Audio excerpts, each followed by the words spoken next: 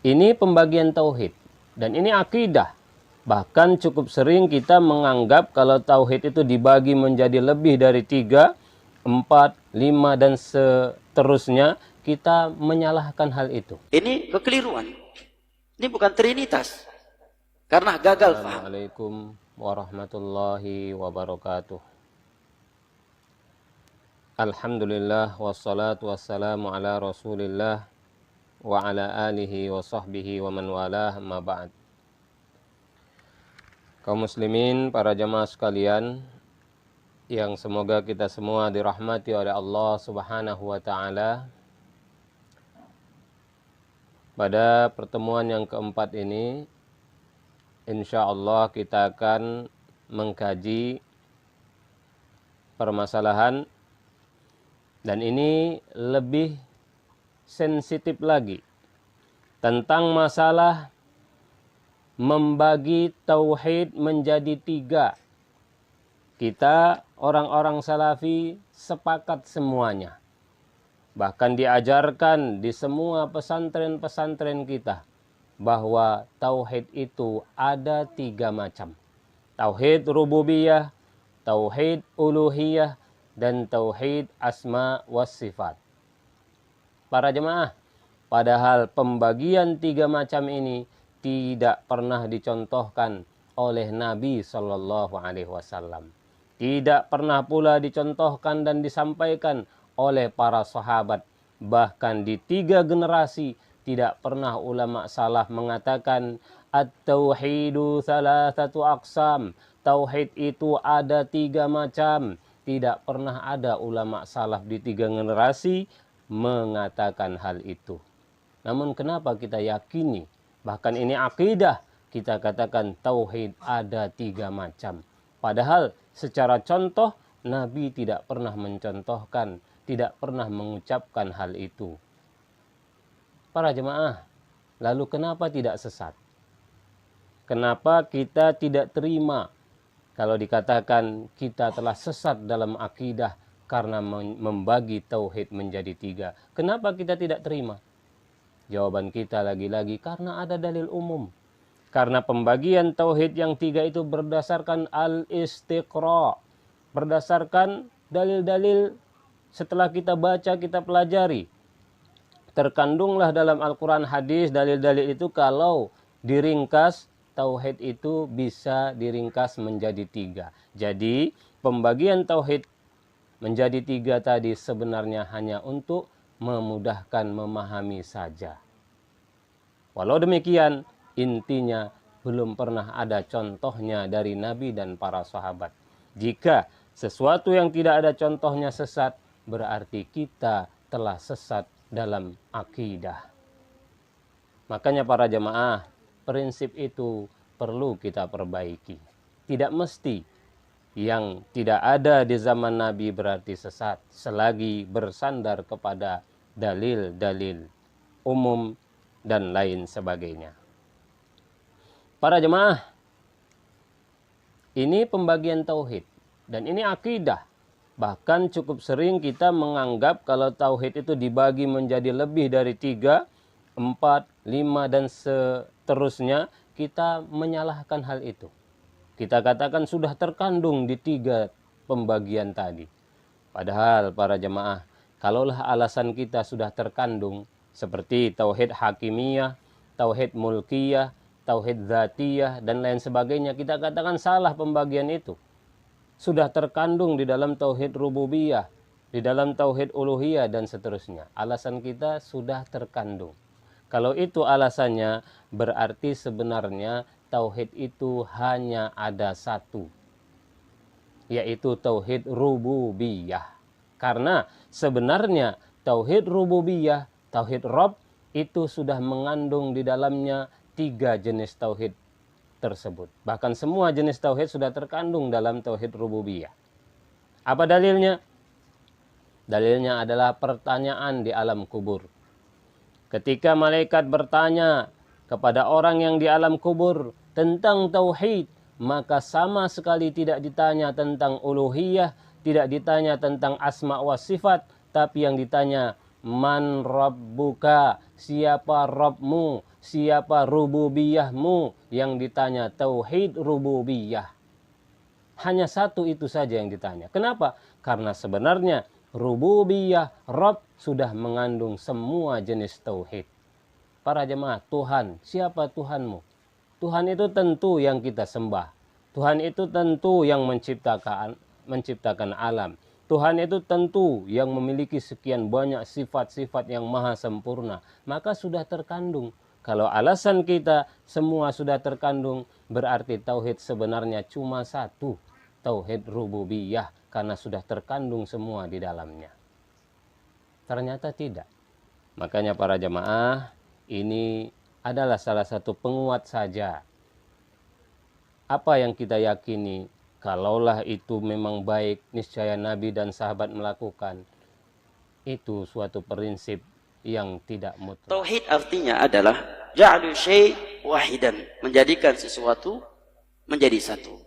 Maksud mentauhidkan Allah adalah mengesahkan Allah dalam 3 hal. Ini mohon diperhatikan karena sebagian orang ketika mendengar pembahasan tauhid, dia menganggap bahwa pembagian tauhid menjadi 3 ini adalah bentuk akidah kreditas. Ya. Ini kekeliruan. Ini bukan trinitas. Karena gagal faham. Maka perlu saya uraikan dengan jelas bahwa ini maksud tauhid terbagi menjadi 3 adalah bahwa kita wajib harus mengesahkan Allah dalam 3 hal. Mengesahkan Allah dalam 3 hal, bukan menuhankan 3 hal. Ya, bukan pula bahwa sifat Allah hanya 3. Ini saya ulangi. Maksud tauhid terbagi menjadi 3 adalah kita harus mentauhid, mengesahkan Allah dalam 3 hal, bukan menuhankan, menjadikan Tuhan menjadi 3. Bukan pula membagikan sifat Allah hanya 3. Paham ya? Nah, yang pertama, kita harus mengesahkan Allah di dalam ar-rububiyah, dalam pengaturan alam semesta. Bahwa Allah Maha Esa di dalam menurunkan rezeki, menurunkan hujan, menciptakan langit, menciptakan bumi, mematikan, menghidupkan, memberikan kebaikan dan mudarat. Dalil untuk tauhid ini adalah firman Allah, Alhamdulillahi Rabbil Alamin. Yang kedua, kita wajib mengesahkan Allah fil uluhiyah, dalam tujuan beribadah. Maka tiada satupun ibadah yang Allah anjurkan kecuali kita memberikannya, melakukannya hanya untuk Allah semata. Tidak boleh dipalingkan untuk selainnya.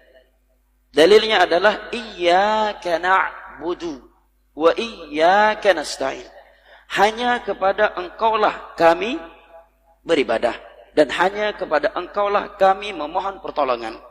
Dalil yang kedua, qul inna salati wa nusuki wa mahyaya wa mamati lillahi rabbil alamin la syarika lahu wa bidzalika umirtu wa ana awwalul muslimin. Katakanlah wahai Nabi Muhammad, sesungguhnya salat, sembelihan, hidup dan matiku hanya untuk Allah semata, yang telah mengatur alam semesta ini, tiada sekutu baginya, dan aku adalah yang pertama kali atau yang paling sempurna menyerahkan diri kepada Allah. Dalil yang lainnya adalah firman Allah, fasalli li rabbika wanhar. Hendaknya salat dan sembelihan engkau hanya untuk Allah Rabbmu yang telah mengatur, menciptakan engkau. Dalil yang lainnya adalah firman Allah dalam surat Al-Bayyinah, wa ma umiru illa liya'budullaha mukhlishina lahuddin. Tidaklah mereka diperintahkan kecuali untuk beribadah hanya kepada Allah dengan ikhlas, memurnikan tujuan ibadah mereka hanya untuk Allah. Dalil yang dalilnya adalah firman Allah di dalam surat Az-Zumar, fa'budillaha mukhlishan lahuddin. Beribadahlah engkau kepada Allah dengan mengikhlaskan, memurnikan tujuan ibadahmu tersebut hanya untuknya. Ya. Allah juga berfirman di akhir surat Al-Kahfi, faman kana yarju liqa'a rabbih falyamal 'amalan shalihan wa la yusyrik bi'ibadati rabbih ahada. Maka barang siapa yang mengharapkan pertemuan dengan Allah yang merupakan Rabbnya, falyamal 'amalan shalihan, maka hendaknya dia melakukan amalan yang saleh. Ya. Amalan yang saleh adalah amalan yang ikhlas dan sesuai dengan tuntunan Nabi sallallahu alaihi wasallam.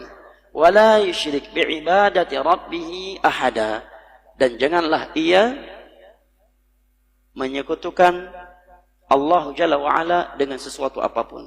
Dalil yang lainnya adalah firman Allah di dalam surat An-Nisa, wa'budullaha wa la tusyriku bihi syai'a. Hendaknya engkau beribadah hanya kepada Allah dan jangan engkau menyekutukannya dengan sesuatu apapun. Dengan sesuatu apapun atau dengan siapapun. Makanya Nabi SAW bersabda, man dzabah la'anallah man dzabaha li ghairillah. Allah mengutuk, melaknat orang-orang yang menyembelih untuk selain Allah. Sekarang justru itu dikatakan atau dijadikan sebagai adat budaya suatu setempat yang mesti dirayakan. Padahal itu perbuatan syirik besar yang dikutuk oleh Allah Jalla wa'ala dan sebab utama datangnya malapetaka. Nah, la'anallah man dzabaha li ghairillah.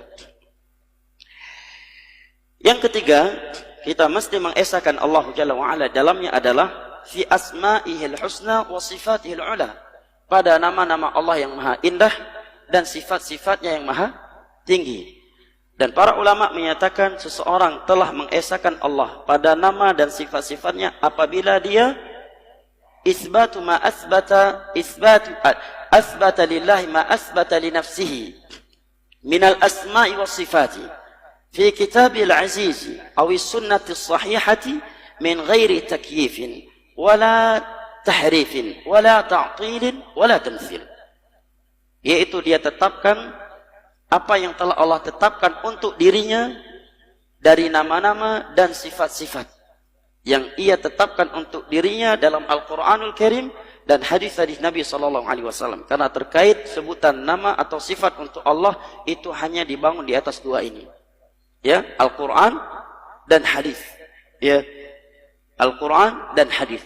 Tidak masuk kias dalamnya karena ini terkait perkara gaib. Dia meyakini itu semuanya bahwa nama dan sifat tersebut sesuai dengan keagungannya Allah sebagai Al-Khaliq yang tak dapat diperbagaimanakan dengan rasio, la tudrikul absar wa huwa yudrikul absar.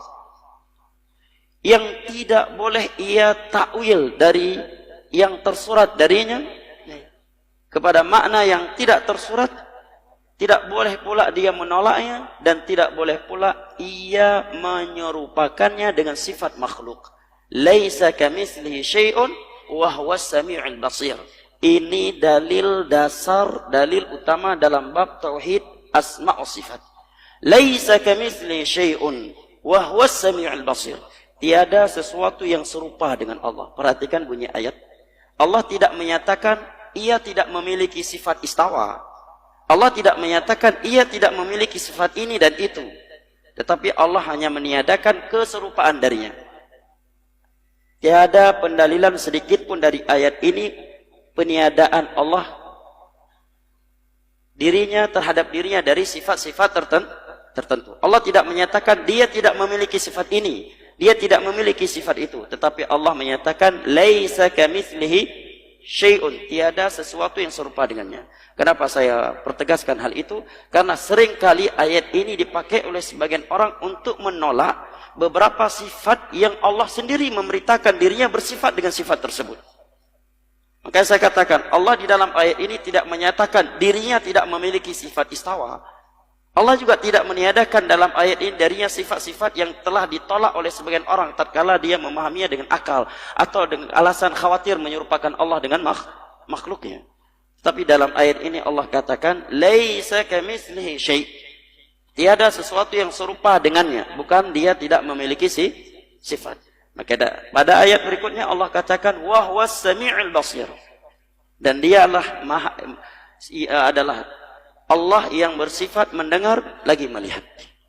Sebagaimana sifat mendengar dan melihat Allah sesuai dengan keagungannya Allah, tidak dapat diperbagaimanakan dan tidak boleh diserupakan dengan sifat makhluk, maka demikian pula dengan sifat-sifat Allah yang lainnya yang Allah juga beritakan di dalam Al-Quranul Karim dan hadis-hadisnya seperti sifat istawa sesuai dengan keagungannya Allah yang tak dapat dianalogikan, yang tak boleh diserupakan dengan sifat makhluk, dan dia maha besar lagi maha kaya dan Allah tetap akbar.